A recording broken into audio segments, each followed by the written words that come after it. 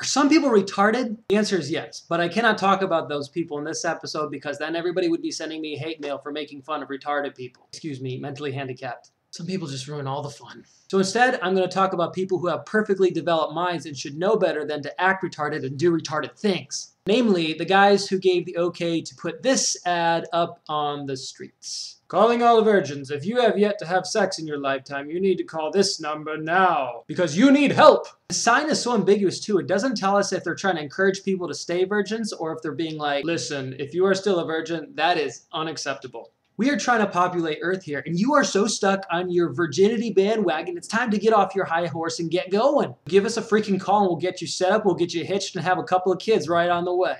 Well, that's wonderful, but I really don't think many people want to live their life knowing they lost their virginity by calling an 800 number. Now the inevitable has come up, and I have to talk about Snookie from Jersey Shore.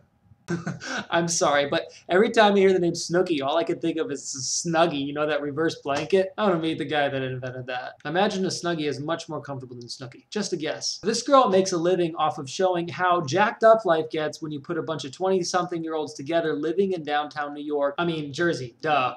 And you basically antagonize them to the point where they snap. Oh, did I mention all these people live together and they have an unlimited supply of nightlife and alcohol available to them? It seems like MTV has done this before. Where have I seen that? Oh yeah. Basically, all MTV did was they took the real world and they added Snookie, The Situation, and a punch to the face, and all of a sudden they have a hit. So a couple weeks ago, Snookie gets arrested in real life, not on the show. And she's so full of herself, she looks at the cop and says, "Don't you know who I am? I'm effing Snookie." Of course, she didn't say effing, she said the actual word. But you know what? Kudos to that cop for still doing the right thing, even though the person was a celebrity. The law applies to everybody. So from what I have seen so far from Jersey Shore, I can honestly say that I hate this show. I've never even seen it, and I already know that I hate it. But Matt, how do you know you hate something if you've never seen it? Don't knock it till you try it. Listen, troll, you don't have to bite down on a dog turd to know it doesn't taste good.